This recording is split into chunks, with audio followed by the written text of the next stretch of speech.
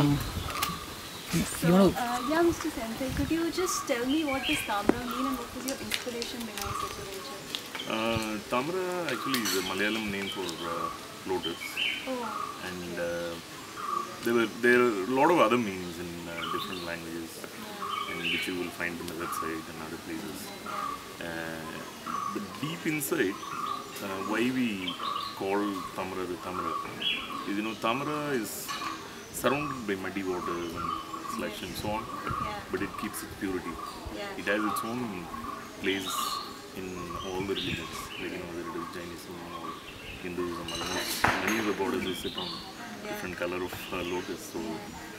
So that is a Tamara for us. Like we want to tell that though your surrounding and the environment may not be all the pure, but we would strive to be different. We would strive to be the lotus. Okay, so was that the same thought process by which you started this resort? Was that the same purity in your thoughts? Or what was the reason behind starting such a? When I came here 2005 September, we came to see and buy a coffee plantation. So this was about 150-160 acres coffee plantation.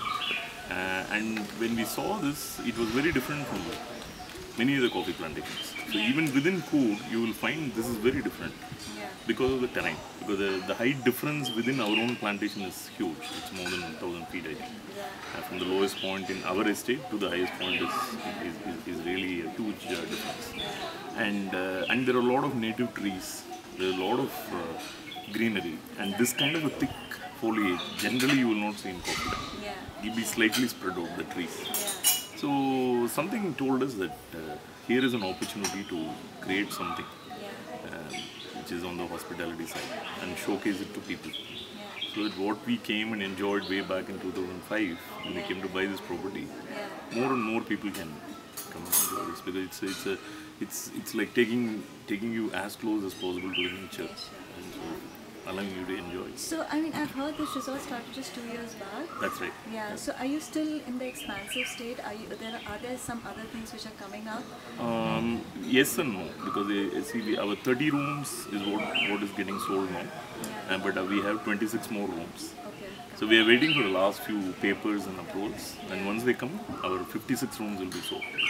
And also we are waiting for the approval on our spa. Which is going to be an authentic Ayurvedic spa, and the swimming pool. See, both will be in one complex, and we are waiting for the last few approvals on it. And so when we take it up, maybe in 6 months, 9 months time, that product will get added. So in that sense, we are expansion mode, but we will not add rooms. So 56 is going to be the thing, because we feel as part of being responsible to ecology and environment, we should not add burden, because we should make sure that the number of people come here and go, the number of people who utilize the resources here, the number of people who put the burden on the environment in terms of water, in terms of our effluent and pollution control, what we have to do. We feel this is the right, and we should not go beyond this. We should not build, let's say, 100 rooms and stuff like that. We will not do. Okay, fine. So since this is based in Coorg, do you have food which is very particular to Coorg or your crew? Are they from the local environment? We have a large number of people who work with us from local. And we have our naturalist who is a coffee planter himself. Okay. There are people serving in our restaurant who are planters themselves. They have their own plantation. Okay. So all of them bring enormous amount of knowledge, and more than knowledge, the wisdom, generational wisdom which they get from people, because they are from generations. Their grandfathers, great grandfathers would have been coffee planters, and so they are all with us. So that's a great thing to do. And as far as food and our spread, we will have some authentic Coorgi dish in every meal, if you have noticed. But in general, the guests who come here, some people prefer it. Some people really want their own familiar food. And our job is not to force things on them, saying that this is local, you have to have, and so on. So we leave it there, and if people want to enjoy it, we do it. And once in a while we get people from our neighborhood, our neighbors. Some of them are outstanding cooks. So there's an auntie who's a neighbor, and she makes the chocolates. She makes a lot of concoctions. She's big in her own world, and so she and there are several others whom we bring here. So they tell us how they marinate the pork or how they do the kokum, stuff and stuff. So these are all very authentic, very interesting, and whatever Coorg has to offer, we try to showcase once in a while. Yeah.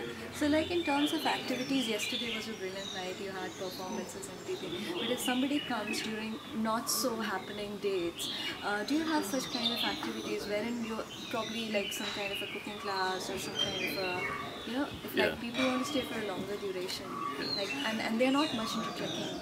Yeah? Actually, see, this place is, this is an event for us. Valentine's Day is an event, and this is an event happening after our New Year's Day. So if you see, but for these events, we may not have this kind of external performance, etc. And you are absolutely right. The reason for that is our guests, or people who are the Tamara Coorg kind of guests, or those who really don't want that. There is no place where they can go and trek 3 times in 2 days. And these are all really nice, natural, virgin treks. Okay. And there is no place where you can make your own coffee. So they want to experience that. So our focus is on our own unique experiences. Rather than again trying to bring some performances from outside. Let's say all these performers generally come from outside. I'm not talking about performance. I'm sorry to interrupt. What I'm saying is like, I don't know anything about you, honestly. So if I come here, suppose you said there's an auntie who's really brilliant. So I just want, if I want to learn a single recipe. So no, that is something which we can custom make. Like for example, the best way to do is, we will take you and introduce you to her. So you see her in her own home setting. We are not into protecting our guests and something like that. So we will let you go. Maybe you can have, if she feels like, and if she offers, you can have a meal with her, and you can buy stuff from her. She does a lot of things. So that is the best way for you to experience. So we do that all the time. So we are open. Like for example, you come here and you are fascinated by the way the Coorgi women are wearing their saris, and you want to do it. We organize it. We get somebody to come and do it for you, so you can learn. We will get a sari for you, and our own staff. There was one girl who was extremely good. She has delivered a baby, because of which we don't have right now. But we can get people from outside, and see, this depends on your interest. And we are like, you ask for it, we will try to get it for you. So we work like that, because we don't want to make it as an itinerary, and then what will happen is I will be the receptivity of the people. I will not be sure. If I know that if I see that in your eyes that you're damn kicked about wearing the sari in the Kodava way, then my efforts will also be fruitful. Like I can get somebody, you can try, you can take some nice pictures, and so it will be wonderful. Like for example, similarly cooking, like you want to learn a particular dish, we can organize a session in the kitchen with our chef, who does cooking. You go and cook inside. So we are very open about it. We don't put restrictions. Guests should do this, guests should not do that. I think that is the way we try to view that experience too. You want to give the freedom. Yes. Comes exactly. And also we are very small, and we are new in the industry. We are a single property. We have a lot of disadvantages if you see it from a very conventional analysis of the industry point of view. So the only way we can be different, we have to think different in every step of the way. We have to be different in every step of the way. The way. For example, we organized a Kathak performance on the New Year. It was amazing. I have not seen anything like this. It was more energetic and powerful than probably the best discos and whatever. It was because I could see that this dance floor. So I think you were there. Last night. There's about 60-70 people on all the sites, and these 4 dancers performing. Wow. It was just mind-blowing. I think the video is there. If you want, you can see some probably, few minutes of that. That took a lot of courage and guts to do it. Because how many hotels will showcase our traditional art form of Kathak for a New Year performance. But we want to do it. We want to make the difference. because we don't want to blame it on the guest stays and say that guests want this only, so you keep giving. Yeah. So it is a vicious cycle. We want to break it and see. If it is good, good. Otherwise, we will change. It's not that we will be adamant and keep doing what we like only. But on the margin, it's very important to challenge even the taste of the people. Yeah. It's because inherently they love it. Because otherwise, these kind of art forms would not have survived for thousands of True. years. Yeah. And so that is what we believe in. And so that works. So what are the achievements you have had? Because I think I've read it somewhere, probably TripAdvisor, that you've got some award. Oh, okay. For, Okay. Actually, yeah. No, they are very encouraging for a young brand like us.